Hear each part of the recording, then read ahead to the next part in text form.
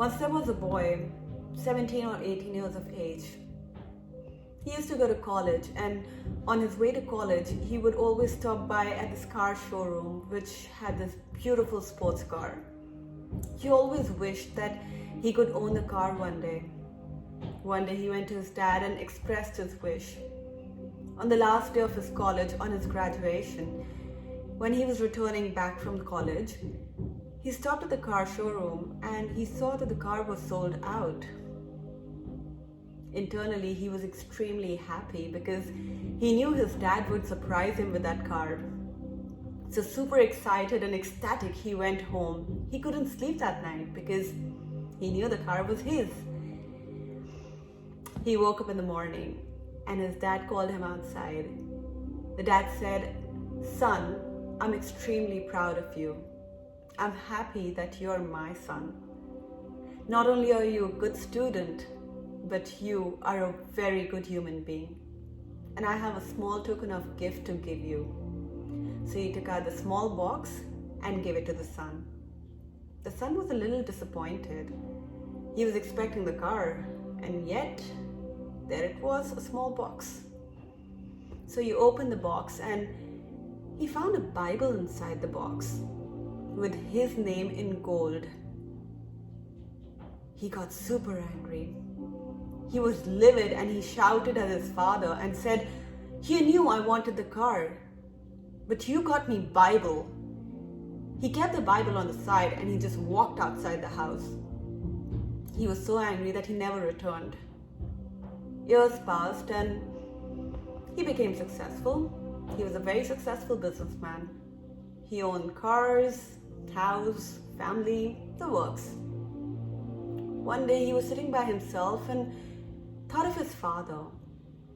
He remembered that his father would have grown old by now. And it's been a long time that I saw him. So he decided to actually visit him. And just then, the phone rang. And he was informed that his father had passed on. The father had left the entire will to son's name. The son was really sad. He went home, and as he entered the house, he started crying. He was going through the paperwork, and there it was, Bible with his name on it. He cried further, and he opened the Bible and started going through the pages, and just then, a key fell from it. The key had a tag, and the tag said, "Your car is waiting for you inside the garage."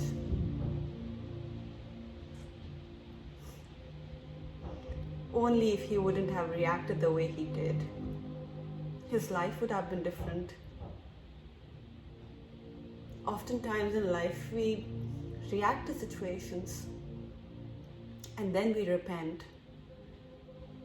Problems and situations are a part and parcel of life. But whether we decide to react or we decide to respond, that makes all the difference.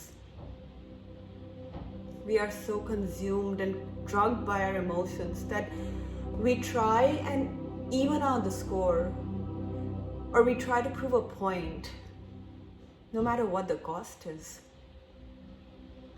Reaction is always based on an impulse. It is instinctive. It is based on ego. Usually a reaction time of a human being is 0.2 seconds. And when reactions are unconscious, then the reaction time is even faster, 0.08 seconds. Because the signal doesn't have to go via the brain. Response, on the other hand, is more intellectual. It is a thought that has been put into giving a reply, thinking about what the consequence would be.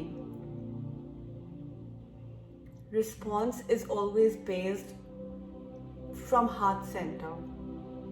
It is based on love and compassion, whereas reaction is ego-based.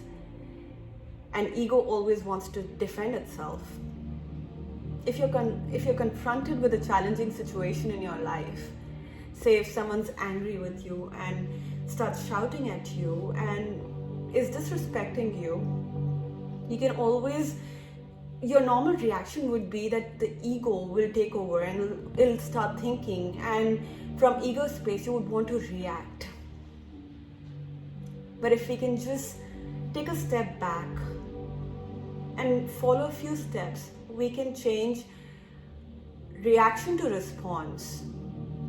If you can just observe your mind without being judgmental about it, just observe what your mind is thinking when someone is being rude to you, when someone is being angry at you. And if you can just create that separation between mind and consciousness, the greater the separation, the less reactive you will be. So just observe and don't judge. Another step you can take is by putting your hand on your heart. So you're distracting your mind towards your heart, and that is when you respond out of love and compassion. Or you can just go ahead and take some deep conscious breaths. And when you do that, then you're bringing yourself more in the present. When you're in the present, you're more aware. And when you're more aware, then again, the separation between awareness and your mind is going to be huge. And you're going to be less reactive. And if you can't do any of these things, then just enter into a space whereby you ask yourself, how do I want to respond? Is it going to be kind? Is it something that I would want to face when I am in that particular situation, when I'm being angry at someone? Is that what I want to hear? Is that what I want to feel? Is that action I want to see? Once you ask yourself all these questions, you create a space. You step yourself outside that particular situation, outside your emotions. And at that point of time, you realize that the issue is not the issue. Actual issue is the interpretation of the issue. Because when someone is being rude to us or when someone is being angry, then we start thinking all negative thoughts.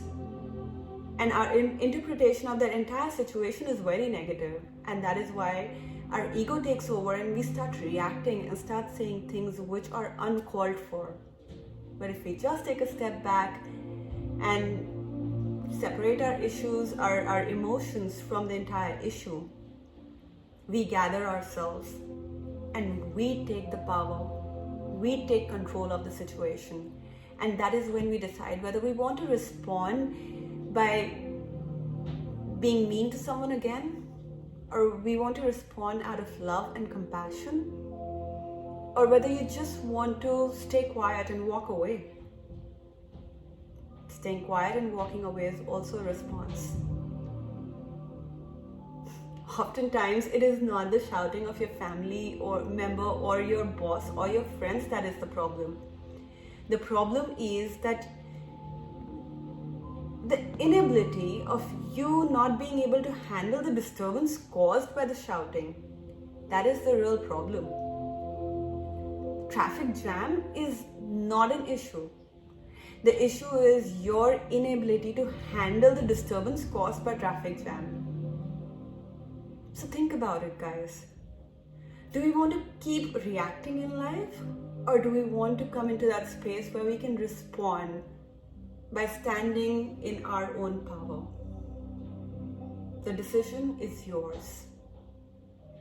I implore you to start bringing about this massive change in your life, because it can make your life into a very beautiful one. And you will feel it. Like and subscribe to my channel. Until next time, much love.